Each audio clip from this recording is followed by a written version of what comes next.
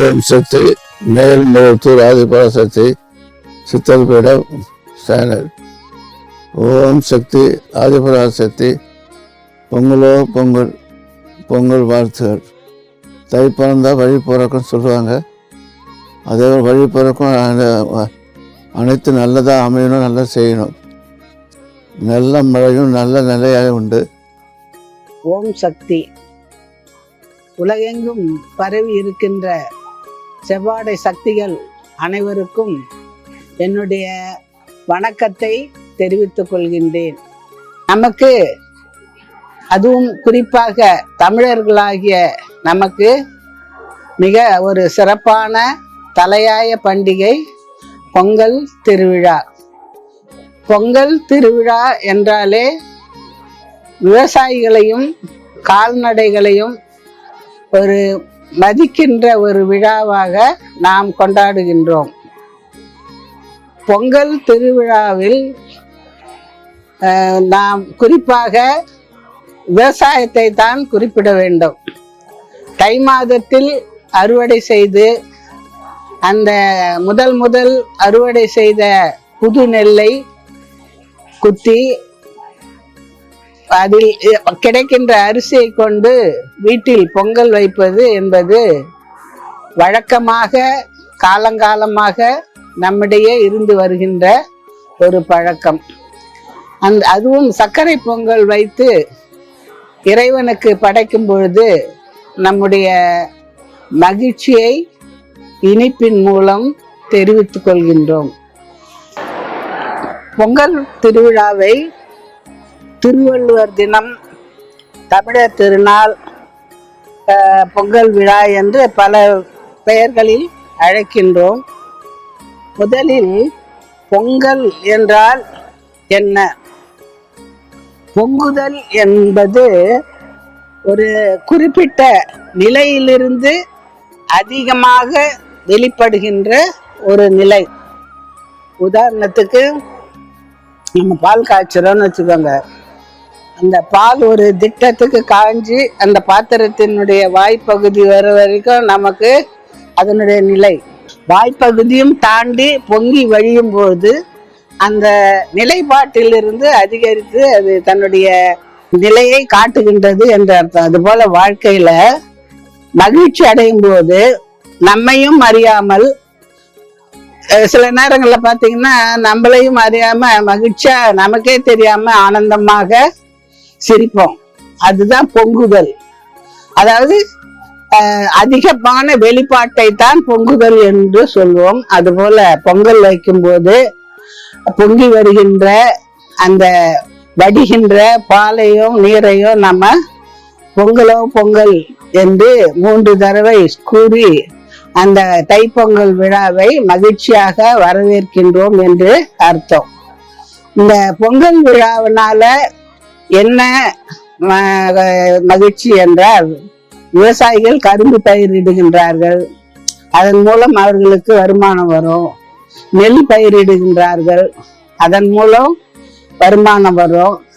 வருடத்துல ஒரு வருமானம் கிடைக்கும் போதுதான் ஒரு புத்தாடைகள் வாங்குவது, நகைகள் வாங்குவது, மகிழ்ச்சியாக குடும்பத்துல நல்ல இனிப்புகளை செய்து சாப்பிடுவது, தின்பண்டங்களை செய்து சாப்பிடுவது என்று அதற்காக ஒரு 3 நாளை ஒதுக்கி வைத்து நாம் மகிழ்ச்சியாக இருக்கின்ற நாள் தான் தைப்பொங்கல் விழா. தைப்பொங்கல் விழாவை பெரும்பொங்கல், மாட்டுப்பொங்கல், காணும் பொங்கல் என்று 3 நாட்களும் வெகு விமரிசையாக நாம் கொண்டாடுகின்றோம்.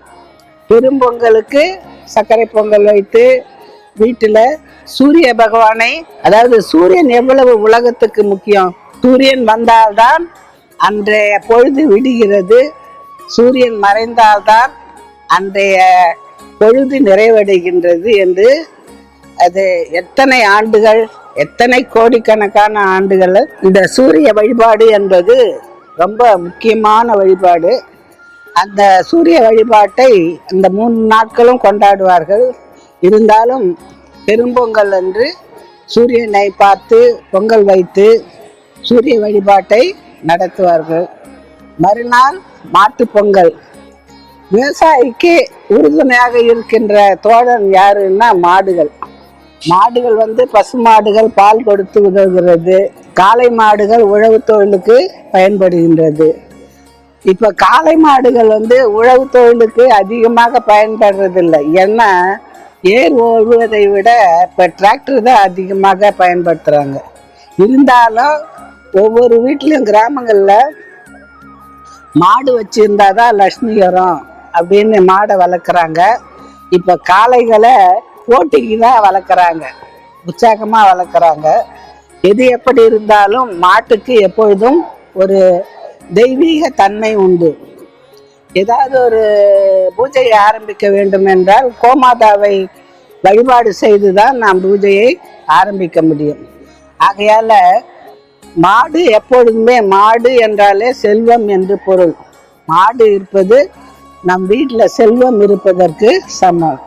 அதனால அந்த மாட்டை குளிப்பாட்டி அலங்காரம் செய்து அதை மாடு விரட்டு என்ற ஒரு சந்தோஷமான நிகழ்ச்சியை நடத்தி கொண்டாடுகின்ற நாள் மாட்டு பொங்கல். அடுத்தது காணும் பொங்கல். நாள் பூரா, அதாவது வருடம் பூரா உழைச்சி வேலைக்கு போகிறது, சம்பளம் வாங்கிறது, குடும்பத்தை நடத்துது, இந்த மாதிரியே வாழ்கின்ற நாட்களில் ஒரு சில நாட்களாவது நமக்காக நான் பயன்படுத்தி வெளியிடங்களில் போய் சுற்றி பார்க்கறது. உதாரணத்துக்கு எங்கன்னா கோயில்களுக்கு போகுது, கடற்கரைக்கு போகிறது, சுற்றுலா தலங்களுக்கு போகிறது, இப்படி ஒரு மகிழ்ச்சியான ஒரு நாட்களாக கொண்டாடப்படுகின்ற விழா தான் காணும் பொங்கல். ஆகவே இந்த 3 நாட்களும் மக்கள் மகிழ்ச்சியாக இருந்து கொண்டாடுகின்ற ஒரு பெரிய விழா தான் பொங்கல் திருநாள். இந்த பொங்கல் திருநாளை நீங்கள் அனைவரும் மகிழ்ச்சியாக ஒவ்வொருவர் வீட்டிலும் கொண்டாட வேண்டும். அப்படி கொண்டாடுவதன் மூலம் குழந்தைகளுக்கு ரொம்ப மகிழ்ச்சி ஏற்படும். குழந்தைகள் புத்தாடை அணிந்தாவே அவங்களுக்கு ரொம்ப மகிழ்ச்சி. அவங்கள வெளியில கூட்டின்னு போனாலே அவங்களுக்கு ஒரு நல்ல மகிழ்ச்சி. இப்படி ஒரு மகிழ்ச்சியான தருணத்தை ஏற்படுத்துகின்ற 3 நாட்கள் தான் பொங்கல் திருவிழா. இந்த திருவிழாவை நீங்கள் அனைவரும் கொண்டாடி மகிழ்ச்சியாக இருக்க வேண்டும் என்று கேட்டுக்கொள்கின்றேன். அடுத்து ஒரு சிறுகதை சொல்லணும்னு சொல்வீங்க இல்லையா? ஒரு நெட்டையன்னு ஒருத்தர் இருந்தான் ஒரு ஊர்ல. உயரமா நல்ல வாட்டஞ்சாட்டமா இருப்பான். ஒருத்தன் குட்டையன்னு ஒருத்தர் இருந்தான். அவன் பாவம் குள்ளமா பார்க்கறதுக்கு இந்த உயரம் குறைவாக இருக்கவங்கள ஒரு கேளிக்கை பொருளாக தானே நம்ம பார்ப்போம். அது மாதிரி அந்த நட்டையை எப்போ பார்த்தாலும் அந்த குட்டையை நான் கேலி பண்ணிக்கிட்டு, நீ என்னடா நீ குள்ளமா இருக்கிற, அசிங்கமா இருக்கிற, உன்னை ஒரு கேலி பொருளாக பார்க்குறாங்க அப்படின்னு மட்டும் தட்டிக்கிட்டே இருப்பான். அப்போ இவனும் அதை பொறுத்துக்கிட்டு, சரி பரவாயில்ல நம்ம பிறப்பு இப்படி இருக்குது அதனால அவன் அவமானப்படுத்துறான் அப்படின்னு சொல்லிட்டு இவனும் பொறுத்துன்னு போயின்னே இருந்தான். நாட்கள் ஓடியது. ஆனா இவன் நட்டை அப்படியே திமிரா வாழ்ந்துன்னே இருந்தான்னு சொல்ல முடியாது. அவனுக்கும் ஒரு தாழ்வு காலம் வந்தது. அவனிடம் இருந்த செல்வம் பொருள் எல்லாம் குறைய ஆரம்பிச்சது. வறுமை அவனை வாட்டி வதைக்க ஆரம்பிச்சது. வறுமை வாட்டு வந்தாலே அந்த திமிரு தென்னாவட்டு அதெல்லாம் கொஞ்சம் குறைஞ்சிடும் இல்லையா? அது மாதிரி குறைஞ்சி அவன் தன்னை தானே உணர்றான். நம்ம இந்த குட்டையனை நம்ம கேலியே பண்ணியிருக்க கூடாது. அதே சமயத்துல குட்டையை நல்லா வளர்ச்சி அடைந்து வாழ்க்கையில முன்னேறுகிறான். அப்ப இவன் நினைச்சு பாக்குறான், நம்ம குட்டையனை ரொம்ப கேலி பண்ணியிருக்க கூடாது, அவனை நம்ம அசிங்கப்படுத்தி இருக்க கூடாது, அதனாலதான் அவன் வச்ச சாபந்தான் நம்ம இப்படி ஆயிட்டோம் அப்படின்ற உணர்ந்து அந்த குட்டையனிடமிட போய் ஒரு நாள் மன்னிப்பு கேட்கறான். அந்த குட்டைய அதை பத்திலாம் பரவாயில்ல, நீ என்ன என்னுடைய உருவத்தை தான் நான் கேலி பண்ண, நீ கேலி பண்ண நான் வாழ்க்கையில அதை ஒரு சவாலா எடுத்துக்கிட்டு முன்னேற ஆரம்பிச்சேன். அதனால எனக்கு அதை பத்தி கவலை இல்லாத, நீ மன்னிப்பு கேட்க வேண்டிய அவசியமும் இல்லை, அதனால நீங்க கவலைப்படாத, நான் அதெல்லாம் என் மனசுல ஒன்றும் வச்சுக்கலன்னு சொல்லி அவனை மன்னிச்சிட்டான். எதுக்கு இதை சொல்றேன்னா, உருவ கேலி பண்ணக்கூடாது. உருவ கேலி பண்ணாக்கா அது மற்றவங்க மனசை நோகடிக்கும். உருவம்ன்றது அவங்க பிறக்கின்ற பிறப்பு, வளர்கின்ற வளர்ப்பு, அப்புறம் அவங்க வளர்ந்த சூழ்நிலை, அவங்களுடைய பொருளாதாரம், அவங்களுடைய படிப்பு, அவங்களுடைய வேலை, இதெல்லாம் வச்சுதான் அவங்க வந்து முன்னேற முடியுது. அதனால உருவ கேலி மற்றவர்களை செய்யக்கூடாது என்பதுதான் இந்த கதையினுடைய கருத்து. ஆகையால நீங்களும் மற்றவர்களை உருவ கேலி செய்யக்கூடாது.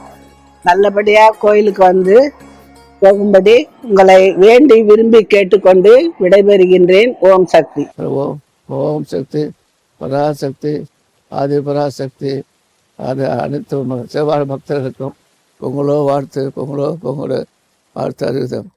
ಅಮ್ಮನ ನೆನೆ ಮನವೇ ಮೇಲ್ಮರಬೂರಮ್ಮನ ನೆನೆ ಮನವೇ